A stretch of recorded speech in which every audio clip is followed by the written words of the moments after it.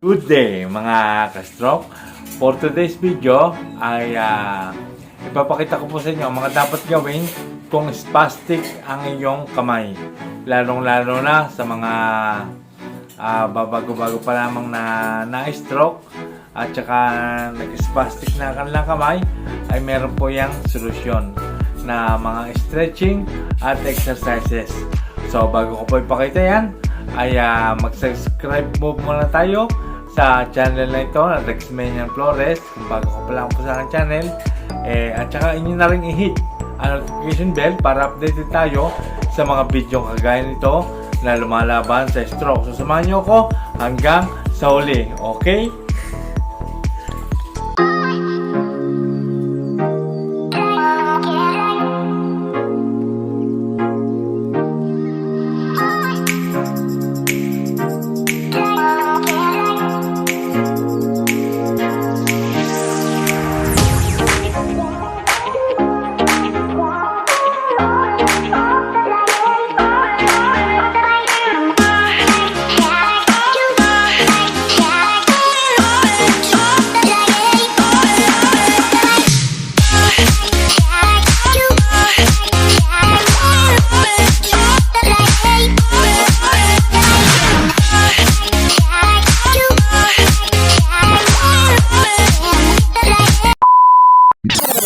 So, gawin na po natin. Ayan, nakaganan yan po. Spastic. Ayan, pangkaraniwan na po yan sa mga na-stroke. So, ang una po natin gagawin ay ibubukas ang mga daliri na ganyan. Ayan. Tapos ganyan po. Ayan. Ulit-ulit po. Pwede siyang 10 repetition o kaya ay 5. Ayan. Lagi siyang ibubukas na ganyan. Ayan. Umpisan po natin sa mga daliri. Kasi po, dito po ang mga joint dyan, ang spastic, at saka dito po. At dito, at sa balikat. Meron din pong bumabagsak ang balikat sa katagalan dahil sa spasticity. So, ito po muna ang gagawin natin. Ayan. Ayan. Ibukas po ang daliri. Tapos sunod po, ay ganito po. Itataas pong ganyan. Kasi po, lagay na kaganyan eh. Parang cobra.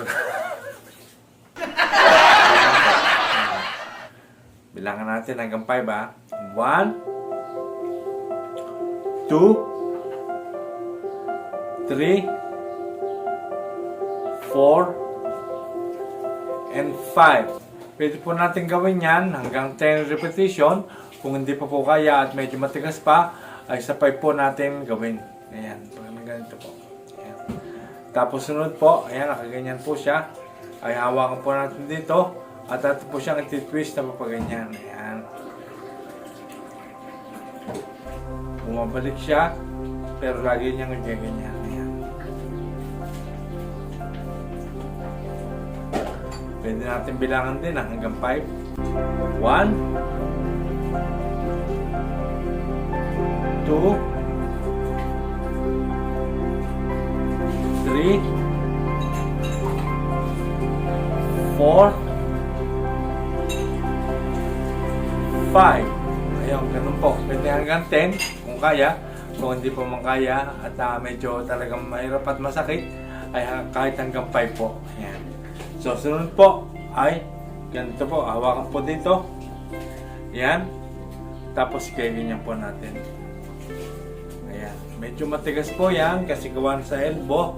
Spasticity dito sa elbow. Ayan. So, hihilahin ko na malakas na kamay. Ganyan. Ayan. Pwede rin pong 5. Pwede rin 10. Ayan. 1, 2, 3, 4, and 5. Ayan. Pwede po natin gawin yan din ng 10 repetition. Gawin po natin yan na kahit every other day o kung kaya naman ng araw-araw kasi hindi naman siya masyado nakakapagod. Ang mahalaga ay lagi siyang na-stretch, nababanat, ayan, at saka yung nakaganyan, lagi siyang ganyan-ganyan. Ayan. Tapos sunod po ay itataas po natin. Ngayon kung hindi po kaya, ay di wag po natin pilitin Pero hanggang doon po sa makakaya. Kung makakaya nyo naman na may taas na sa pamamagitan ng malakas na kamay, ay may tataas po natin ng ganyan. Ayan. Kung hindi pa kaya, kahit hanggang dito, ayan, bilangan din po natin hanggang 5. Ayan. 1, 2, 3, 4, 5. Ayan. Ganun po. At napakabisa po ng mga stretching na yan at exercises para sa mga spasticity na kamay. Lalo na kung mabigat at may katagalan na siyang nakabengkong na ganyan. Ay ganyan po ating gawin. Ayan, sa pangaraw-araw. Tapos, ito na po ang panghuli. Yan. So, nakaganyan po. Hawakan din po ulit dito. Tapos, hilahin natin po pa ganyan. Ayan. Pwede rin siyang 5. Ayan. 1, 2, 3, 4, and 5. Ayan. Yan po mga exercise para sa mga spasticity na kamay. Lagi nakabengkong po. Ayan. Parang cobra. At yan po ay unti-unti na magbabago. Ayan. So, ganito po ang ating sukatan po dyan. Ayan. Ganyan po siya. Bumabalik po siya. Diba? Ganyan. Pagka ganyan na yun po yan at hindi na siya nabalik, ay ibig sabihin ay maganda ang progress. Ayan. So, nagbabago. Yung po mga pinakita ko na mga simpleng exercises at saka stretching, ayan po ay napaka-epektibo rin po yan para sa mga spastic na ganyan, para siya ay may diretso na natin ganyan. Ayan. Ayan, unti-unti. Ayan. Basta lagi natin gawin yan araw-araw. Ayan. Kung hindi man tinatamad man, hindi kahit every other day, basta laging ginaganyan. Ayan. Kung nakaganyan, yun nga, pinakita ko sa inyo ngayon, laging ginaganyan at dinediretso yung ganyan. Kailangan kasi siya ay lagi na igagalaw para manumbalik yung kahit kaunti, yung dati niyang galaw para may command siya ng utak. Ayan. Napakalaga po ng exercise na yun. Gawin natin yan araw-araw. Ayan. So, mga ka-stroke, may papakita nga po pala ako sa inyo. Ayan. Meron po ganito. Ayan. Ano yan? Para siyang kamoteng kahoy o kamote, sweet potato. Ayan. Pero hindi po. Ayan. Ito po ang itsura niya pagka siya po ay natanggal na ang balat. Ganito po. Siya po ay yakun. Ayan. Ito po ay maganda rin po ito sa mga stroke patient, kagaya natin, at saka sa mga nagre-recover. Maganda po ito sa atin at ito po ay nagpapamaintain din ng ating blood pressure at nagpapababa ng sugar. Ayan, ibabalance po niya. Wow! Sarap. Ang lasa po niya, para po siyang singkamas. Ayan, may pagkamansanas ang lasa.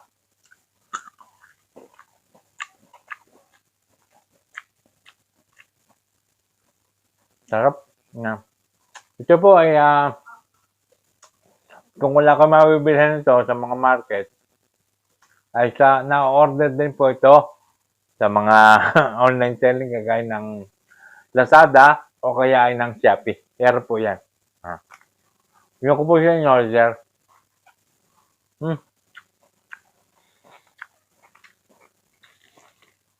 Pero in-order ko po yung maliliit lang. Puro mga ganito, yan. Para madali siyang kainin. At saka mas matamis yung maliliit. Ganito yung tsura niya, oh. Pag natalupan. Ganito sa napakaraming benefits. So, yan. Basta, tuloy-tuloy lang natin gawin yung mga exercise. At saka, Siyempre, iniisip natin, exercise tayo ng exercise pero napakabagal ng progress, di ba?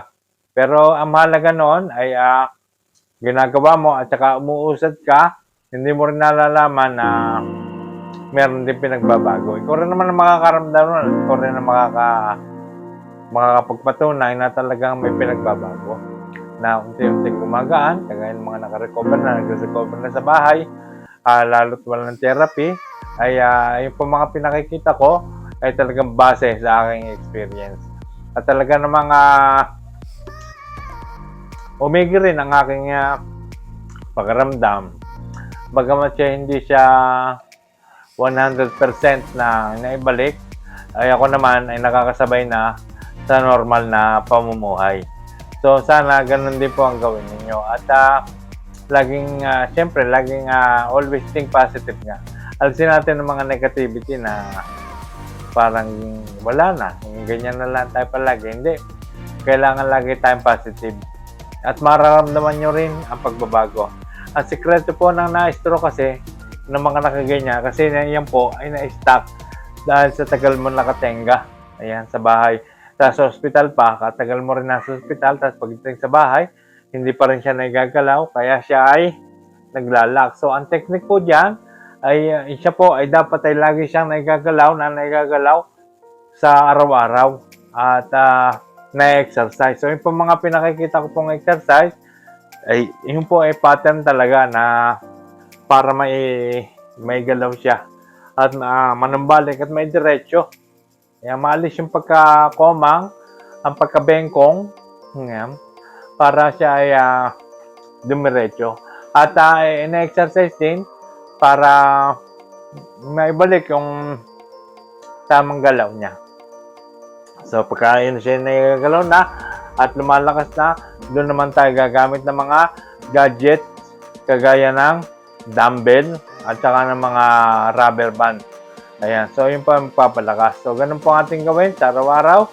So yan po muna ang aking video for today. At saka maraming salamat sa panonood. Ako po ay saludo sa mga na-stroke na lumalaban at talaga namang naniniwala sa sarili. Ayan. So, kailangan talaga may motivation tayo. Ayan. Sa habang nag-exercise din. Ayan. Gawin natin yan at talagang makakatulong. So, maraming salamat po sa panonood at lagi natin tatandaan tayo lahat ay gagaling, lalakas, at titigas. So, maraming salamat po and God bless you all and I love you.